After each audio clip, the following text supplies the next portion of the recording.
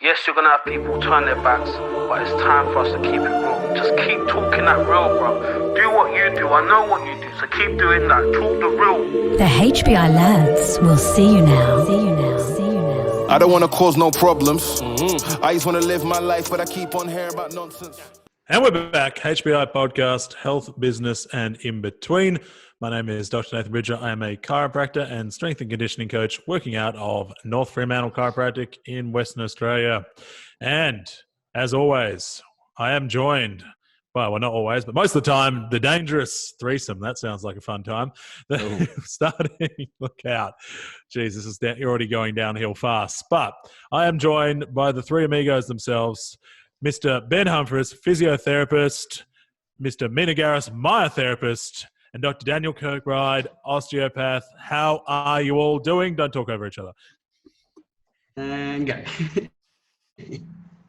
We're good. We're excited for this podcast, and it's good to have all the boys on today. So I'm looking forward to what we've got to chat about today. Yeah, we're good. We got our second last week of stage 4.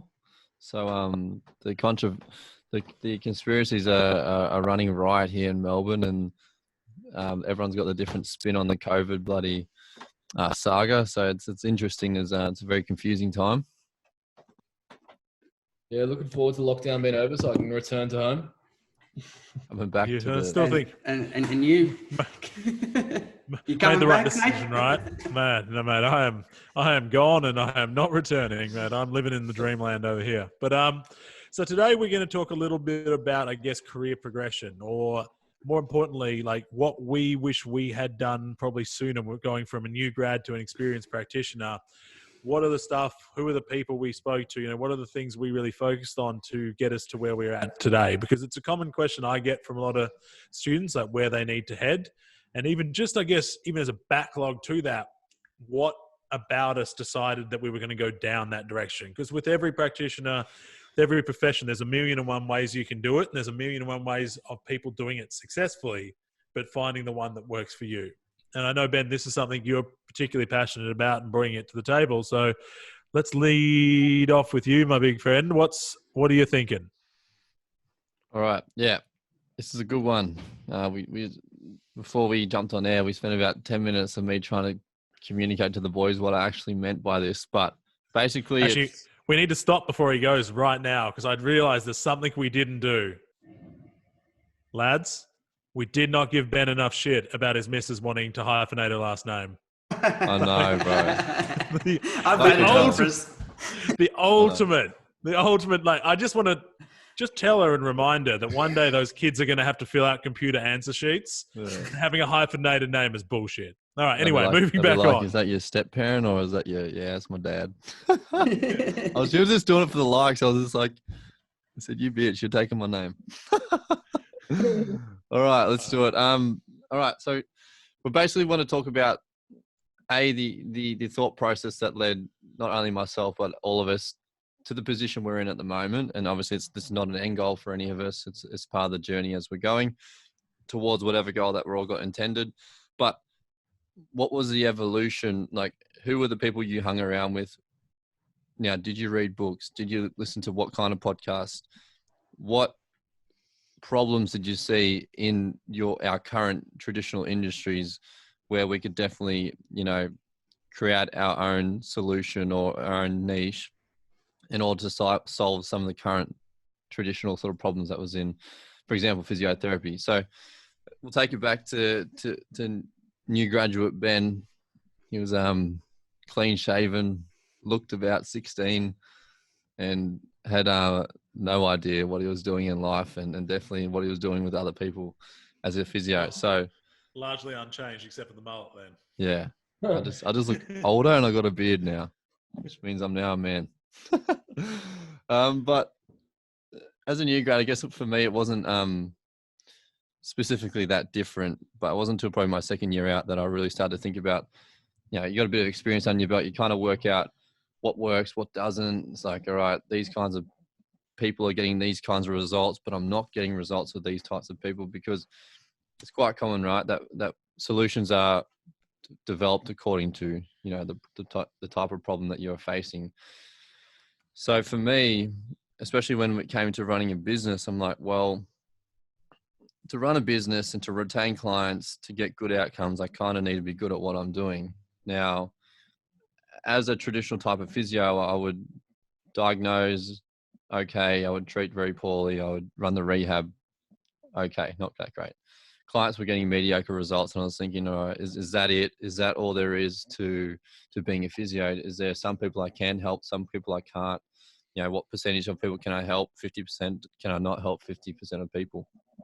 Now, for me, when it was the conception of running the business, I was just like, I can no longer operate like a traditional physio because I'll get destroyed in business because I have no money, I'm in debt, and I don't have the right tools to succeed.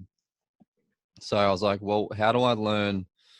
What do I need to do differently in order to produce different results? So different behavior produces different results, right? So that's when I started thinking, all right, I need to surround myself with the right people. I need to have the right attitude. I need to have the right kind of input going into my life and into my brain to make sure I'm not going to fail at the business. I'm not going to fail at getting clients better and whatever that may be. So I started listening to, we've all listened to different, I guess, speakers and influential people in our lives. And I started learning more and more about business. And more importantly, I started learning more and more about the body. I realized I'm shit at treating. I don't know how to crack anything. I am okay at diagnosing things, but I don't know how to program much. So that's when I started hanging out with people like Mina. Mina taught me a lot of the hands-on myotherapy remedial techniques. I started hanging out with PTs and strength and conditioning coaches who were great at programming and learning how to program well. I started listening to regular podcasts on development and how to obviously get the business further than what it is currently. So I think a good point, and I want to ask all you boys, is that, what kind of influences and what kind of podcasts, what kind of people did you hang around, and what kind of thought process did you have that led you to A, wanting to be a better practitioner, and B, wanting obviously to take on the business that you are? Up to you guys. I've had enough mic time, but if someone wants to jump in here, that would be sweet. Go have a run. I'm always going through here. So listen, I think bang on, right? Like I know coming out of uni, I was with the status quo, and I think you have to almost be there when you come out of uni or whatever the accreditation pathway is, because that's, you're at such a basic level of what things are truly, right? You have only I was talking to someone the other day, like getting out of uni is kind of like going from primary school to high school again, right? You think you're top dog and then you're back in the real world. So I think one of the first things, I always had the luxury of working with a business coach immediately. It was something that my the principal I worked for really pushed and promoted, because obviously he felt that he wanted to minimize my mistakes. So I managed to leverage off someone with great experience straight away. And one of the things we talked about straight up was, of course, niching, right? And I know this isn't so much from a practical application, but from a business point of view, I always chat to new grads, right? Like I get a lot of new grads ask me for advice, and they say, hey, what should I do? I was like, well, find a niche. And they're like, but I don't want to limit myself. I want to look after everyone. And I was like, sweet. If you look after everyone, you look after no one, because you're relevant to no one. You're better off seeing the majority of a niche than no one, like 0% of everybody, right? Because the simple fact is, right now, as an example, I'm focused on athletes and athletic individuals, people who like to train, like to move. I still see everyone, and everyone finds me, but the people that I'm really after find me first. So if you don't create a reason, it's the whole part, like it's baseline marketing, right? Give people a reason to come see you. What makes you different from the other one, and having a particular niche is the way to do it. And what you may also find is that the niche you originally thought you wanted, you may not like those people. We have to remember as practitioners, we don't have to like everyone and we don't have to treat everyone. So changing your niche is not a bad thing. For me, from there, I invested a lot of time my first couple of years in practical skills. Because again, that was the number 2, right? Like you're going to come out with some mediocre skills that just need to get better. We used to go, like, you need time on bodies, right? And hands-on, time on body. So two things have to happen. You have to work practically and reinforce those skills. I think too many new grads or people earlier in their career are looking for more skills when they already haven't, their original skills aren't good enough yet. So you don't need more, you need to just be better. You need fucking volume and practice. Yeah. And the best way to do that is to get busy, right? And so you have to just go, it's very uncomfortable for people. You have to go hard, right? Just like market yourself. You're like, you just have to get comfortable with people telling you to jog on, right? Like just, hey, could I help you out? Nah, sweet. No worries. Hey, I'm from here. I was thinking I could do something with it. Nah, sweet. All right, moving on. Like, used to talk about people going around door knocking, like 1,000 people, just to get used to the idea, right? Of getting rejected, so you don't care. Yeah. That was like, for me, that was what built my ability to get people there. And then once you get people there, you got hands-on bodies, right? The more times you work with someone, the more times you see something, the better you get at it. Because you also see, we often say, I can get, no matter what people walk in with, I will get 70, 80% of them better without even trying. It's the other 20% you learn over volume and time, right? It's like getting stronger. It's reps, it's sets. For most of us, it's like, those final skills are like trying to get good calves. Unless you're just born with it, it's a fuckload of work. So like it's part of the game. Yeah. So absolutely. I think that's a really important one there. And then we're literally doing it right now. There has never been a better time for practitioners than right now in terms of free information. YouTube, podcasts, like RX Radio with Jordan and Shallow and Jordan Junta was a huge one for me to push me down certain directions. Even Rogan, to some of the stuff that he's interviewed there, that I used a lot of it as a gateway to deep dive people. It's like, here's an intro of this person. Do you like them? Yeah, I do like them. Or I like what they're saying. Or even if I don't like them, I want to challenge that. So I want to look more. Sweet. Let's deep dive down here. So let's do their things. And it's just like constant move that, like, you know what I mean? Like, we just keep moving and moving forward. And I know I'm started ranting here. And then the final thing is just like, again, testament to what we're doing now, meeting other practitioners and spending time and learning from them. I know I'm glazing over some of the high iron stuff, but I think like if you smart with where you focus and then you're continuously focusing at it, it's that classic, like if you don't give up, you can only go one way.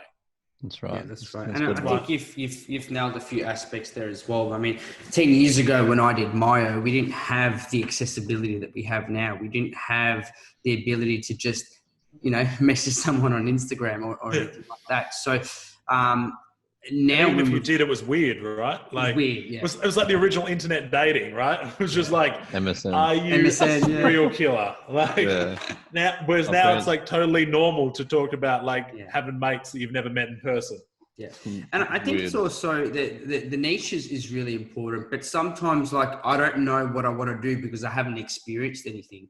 And this is where in your first year, I would have a look at all the actual aspects that you want to, they have the ability to work through. When I first started, you kind of gave me a few memories. Like, I literally was door knocking. I started off as relaxation. I look back that now, I hate that shit, right? I don't even think I even know how to do it, right? Because my hands just look for trigger points, right? Too strong, mate. Right? Program. The point of that story is that I literally knocked on about 164 houses till I hit the one house that was a coach to a soccer team who told me to come in. Now, from that moment, from the first time I treated a soccer team sport, I said, no, this is it, this is for me. So if I didn't kind of take that risk of going door to door and doing the things, and I'm telling you, every night that was my first yes. Out of 164 houses, that was my first yes, right? And so out of that then took me on the journey that I'm on today. When you talk about influence, I have a lot of my family and who were heavily involved in business. And this is something that was always kind of in my background, that I had to do something, but I had to do it myself. When you start business, it's hard because you've got expenses and you don't have experience and you don't have the network yet. So big risk. It's a huge risk. And it's a lot that people are like, I'm going to go work at a clinic for a little bit, get my experience. Do that, but just don't get too comfortable. Is what I would say. Find your niche, because now, you finish uni, 22, 23. That's young, awesome. bro. Coming out I opened up, yesterday was the day I got the keys to my body clinic this time last year. right? So, Been a big year for you, bro. it's been huge, right? But you look at Yeah. it now, if I could go back 10 years with the art of hindsight now, I would definitely do differently. Yeah, 100%, bro. They're all very good points. I don't know if you want to chime in there, Dan. It just gave me a bit of nostalgia in terms of I was 23 when I opened my clinic. I can do nothing.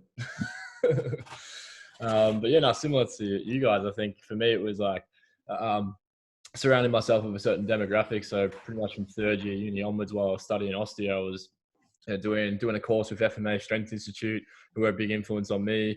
Hanging around a lot of personal trainers, strength coaches, and then it was pretty much almost like indirect practicing, I guess, throughout fourth and fifth year uni. I was, working as a PT, but it was primarily, back pain, knee pain, and working with rehab.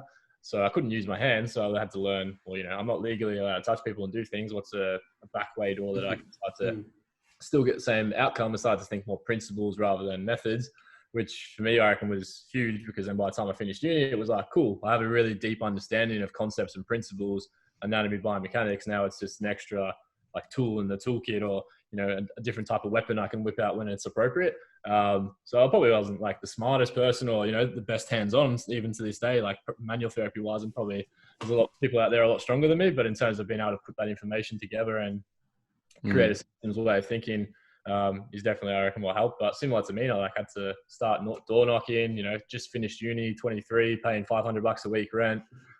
Some weeks there's 4 people and you're eating cornflakes. The next week you get 20 and you're having steak. Like, you don't know what's going on. The king. Yeah, and then 18 months later, I'm somehow on a podcast with you boys. So, This is it, good, right? This This is the beauty of it. Is like you're not going to know where you're going to land unless you put your foot in it, right? So It's the risk. It is the risk. Like, when I reached out to other practitioners, and when I first met Benny a few years ago, then, when I met Ben, I met all you boys, right? So, and kind of like you said, then look at where we are now. And it's a great thing. And like, everyone's like, oh, I wish I could start a podcast. I'm like, we just got together and said, let's start a podcast, right? But to other people, it's a huge step to take, right? And again, a lot of new grads are saying, oh, what steps should I take? I said, come with me, come and experience a few sessions, have a look at the type of clientele that we've got. And from there, you can kind of make that informed decision that you want in order to take that next step. But if you get too comfortable, you get lazy, in my opinion.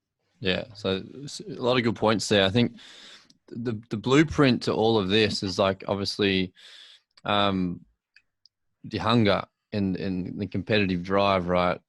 I'm assuming I've definitely come from a heavy sport background. I know most of you boys have as well. Like, there's always been an internal desire to compete, to do well, to do better. And that's been obviously heavily ingrained in me. And then obviously the hunger combined with the competitive drive, combined with the right type of people, combined with you being able to take risks, are big sort of pillars in order to obviously run your own thing. And like, the biggest thing for me, the best thing that ever happened to me was actually starting the business. Not because obviously it led to all of this. It changed my whole way of thinking. It changed like me from being a fucking physio to being more of like a physical therapist.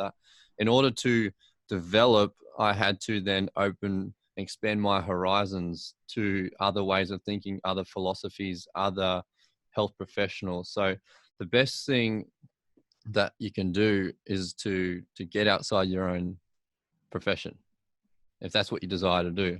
I as I said, started hanging out with Mina quite early on. I started hanging out with PTs like we all did. And if you are not, it's up to you what you want to do.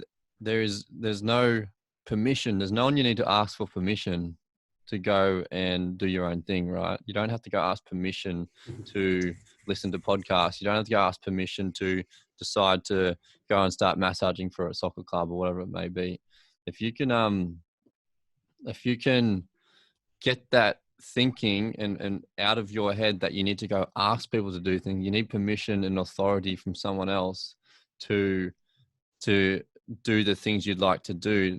I found that's a massive thing for me, was to tell myself that, right, well, I can do whatever the fuck I want. I've actually got no one telling me or holding me down. I had a boss at the time, this and that, but whatever I did outside of work, I was like, that's totally up to me to do. And And that was when the confidence had to come through. And it's like, you got to have the balls. Hey, Mina, can I come shadow you for like a day? Like, fucking oath, I'd love that. Yeah, Like, and it's awesome. It's good people fun. Like, I've create. learned so much from just hanging around you, and surprisingly, like the things I learned from you were all around business and network. You know, and I've taken that and I've said, yes, Ben's taught me this. Fucking oath, he's taught me that. I didn't know about it, right? Ran with it. And you run with it, and it's okay because it's an open relationship. It's like, hey, Benny, do you mind if I replicate what you did? You know, and I'll give you a very, very specific example when it came to, like, you know, sponsored athlete agreements. That's something I kind of hadn't ventured into, right? And the reason why I mentioned sponsored athlete agreements is because that's what kind of put me on the map. Yeah, exactly. You had to get around influential type of people to then springboard you as an authoritative therapist, and you're the fucking man to see. Right. For someone like me, it's come up literally from nothing, right? I had the best bodybuilder in Australia. That's right. So leverage you that. know, I had Josh Lenardowitz as one of my sponsored athletes, you know, and week on week, and that's what kind of, you know, things like that kind of start to put me on the map. So if you don't take that risk and understand that you're passionate and drive, everyone like, oh man, you love what you do so much. I'm like, yeah, because I get to drive it. I choose to do it. I choose to do it. I'm getting results and I'm benefiting, and my clients are benefiting from it, and I can make a decent amount of money from it too. Absolutely, bro. One thing that stuck with me a lot from when I did my business course last year, like the mentor said to me, it's a big thing I reckon that makes us stick out as well is, you know, you can, when you look at any individual skill, you can only get so good at a skill. And like to be in the top 10% of anything it's not that hard. Yeah. Like I'd say to be in the top 10% of a skill, if you work at it for a consistent period of time, it's easy to be in the top 10%. To be in the top 1% of something is where, like, it's like if you get to a deadlift and going from a 100 kilo deadlift to a 200 kilo deadlift, you can get there in 6 months. Trying to get from a 200 kilo deadlift to a 210 kilo deadlift is like, that's where you really got to fine tune it. So when it comes to business and for us guys, it's like, well, you look at us and you could say, Mina, like you started off being top 10% in, you know, manual therapy, myotherapy, and then you've gone out and learned skills in business, and now you're in the top 10% of that. And then you've gone top 10% of exercise rehab, and now you've gone top 10% of mentoring. It's like, and then the summation of being in the top 10% of like 3 to 5 individual skills now makes you in the top, you know, 1% of the field of allied health practitioners, rather than if you just spend all your time trying to be in that top 1% of one thing. It's like now you've actually got a better, well-rounded skill set. If we're talking about athletics, it's like being top 10% of aerobic capacity, strength, flexibility, mobility. Put that together, you have a much more complete athlete rather than just someone who's in top 1% of powerlifting but can't run. So I think all three of us, it's like being the same thing. We've been in our individual top 10% of, you know, Ben was physio diagnosis, you were manual therapy, I was strength and conditioning, and now we've all like learned individual skills, and then the summation of being top 10% in 3 different things has made us, you know, essentially reach higher levels essentially. So, and there's got to be a main driver, a main kicker. And for me, like when a client gets off the table and be like, you know what, I feel great, I can move, I can this, I can that. So if you're not passionate about what you do, stop, change, and go somewhere else. Because, you know, when I did nursing, for example, in the first year, I didn't even finish first or second year. I literally quit on my first day of placement. Right? Because I said, fuck that, I hate this. Like, give it to someone that's actually deserving of it and loves it, because I hate it. You know? I was good book-wise, books, I was very book smart, but the job itself, I'm like, no, not doing it, right? So if there's something that you know you're passionate, because that's what's sustainable, right? You're passionate and drive. If there's something that you love, you're going to persevere straight to the end. And then you're going to be like yourself, like, you know, how long have you had your clinic then? February 25th last year. All right. Right. Already you've got your clinic, and look what you've merged into. You know, you're running interstate seminars, you're running podcasts, you're running your own clinic. You're doing all this in a matter of what, 18 months? Yeah. Right. It just goes to show. Absolutely. I think a big thing on that's like, well, sorry, Ben. I was just gonna say, like, I mean, it looks like 18 months, but at the same time, I'd say I've been working and crafting my niche since I was, you know, 21, which really it was third year uni. It was just indirectly because I wasn't an osteo, but still, like, nothing really changed when I transitioned from uni to business other than the fact that I had a clinic and a big debt, and now I can touch people legally without getting sued. So I think the moral of the story though is like, it was what we were saying before, is like I got really, really good at the 10% of S&C programming. No one could match that shit. Like I would back myself against anyone. And then I went, cool, let's get really good at manual therapy. And now let's get really good at business. And then I sort of had a business coach, and we learned off yourself and learned off Ben in terms of how to get better at cupping and scraping. And, you know, the summation of those three things means now it's like you're good at all the things rather than just an expert at one, and then you're kind of stuck in a box of what you can do. Yeah, and we've seen this evidently with Benny, right? Like he's sent a fair few waves through the health industry. But you know what? And he does it in a way that's diplomatic, respectful, and it's in the guidelines of what he's allowed to do, right? But at the end of the day, it's about standing up for what you believe in, you know? You've introduced your manual therapy into physio, right? Because in physio, you never really kind of see that sort, right? Yeah. And it's about changing the game and leading the market. And then all of a sudden, you've built your own brand. You know, like anyone that I mentioned Benny to, they'll know exactly who he is. They might not know him personally, but they'll know who he is, right? Oh, I've seen you with Benny. Oh, yeah, I've seen you with this guy. I've seen you with that guy. Fuck that guy. I remember when I first met you, I'm like, fuck that dude. I said to Catherine, I'm like, see that guy there? See that tall guy there? He's fucking killing it, right? Next minute, look at us. Oh, thanks, bro. It was one of the first bodybuilding comps, and I didn't know you yet, right? You're making me blush, bro. But it's true. I mean, like we all started from nothing, and kind of look where we're here today. And for the people listening, it's like you can do it too. Like we're not any geniuses. I haven't had nothing handed down to me. You know, we've all kind of built it from scratch. But know what you love. Do your research. Do your homework. Study where you want to go. Don't be afraid to put your foot out there and feel that cold water, because eventually it's going to be the water you want to be in. That's right. I think you boys went over some really good points there. I just wanted to go back and touch on the risk. A lot, like we talk about risk, and risk is this big scary word that we all think is, you know, you're going to get rolled by risk. But at the end of the day, the risk was actually quite low. And when you break it down, right, to run a business, you need to just cover your expenses. Now, if you run a single room, like pay rent $300 a week, you've got your fit out, which your bed and shit and all your tools and all that sort of thing, which might cost you a couple of grand. So it actually isn't that much to get started. You run your software, all that sort of thing. The risk for me was like not big at all, because it's like at the end of the day, I can go back and get a job as a physio. You know what I mean? Like same with you boys. You can pick up a job anywhere. Like you can pick up a job working for someone anywhere, hands down. But it's the fact that you have the drive and the ego to not fail that keeps us working and keeps us up to 1 a.m. every night doing the work. So I think that it's a really important point to raise for people listening who are considering doing their own thing, or at least, you know, it might be the seed that gets planted. It's like the risk is often all smoke and mirrors.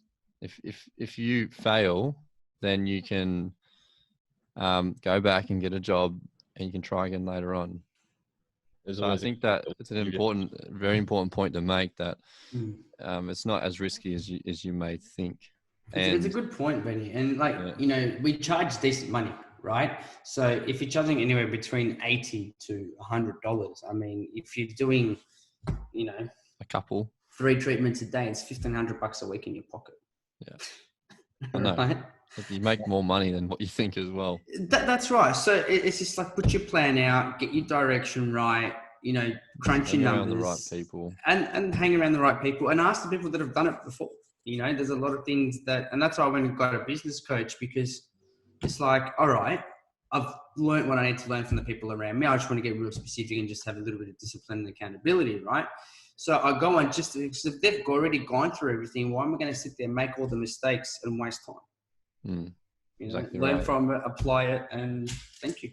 Absolutely. Right, let's wrap it up there. Big thing I was going to say, last point, like big thing you'll notice between everyone here as well is like just the ability to invest in, you know, mentoring, coaching, business and stuff like that. I think you don't speak to anyone who's, you know, doing really well who hasn't spent fucking close to 50 grand, 100 grand on their education and mentors and courses and stuff like that. So I think like that's a big thing that leaves clues, like have the drive, have the passion, but also, you know, be willing to invest big, because there is Yeah, exactly. Like you're not going to make $1 million business if you're not going to invest, 10 grand in your own education on a year. So I think that's a big thing too. That's a good point. And it's a very good point. I'd love to see the combined total of how much money the four of us spent on education. Let's not go there. I think that would be impressive, but House deposit. Accumulate the time. Yeah. The time is the fucking biggest thing, right? We all spend years at uni before we even fucking start. And we all spend fucking years studying and trying to master our craft. So what am I up to now? Almost since first day of uni, I'm almost up to 9 years now. Like, man, you're more, Nate's more, Dan, you're in a fair bit close to me as well. Like, it's the time that it takes to get to the position we're in. So it's the effort. All right, let's wrap it up there. Who wants to do the outro, or will I run the outro? Go, Benny. All right, guys. We really do appreciate you listening in. We are definitely trying to get the podcast pumping more and more. So the feedback that I've been getting has been really fantastic. The few messages that I get about the podcast actually are meaning more to me now than some of the hands-on practice stuff that I get with my clients. So we really do appreciate all the feedback that we get. It really is motivating for us to continue to do what we do. So we do appreciate you guys when you message us, as well as you share something, or you share a screenshot on your Instagram or social media, or at least, tell someone about us. So if you guys can do that, give us good reviews, all that sort of shit. We want to, we're going to be around for a little while. So We'll be here. we all do appreciate it. And thank you for listening. Well done, guys.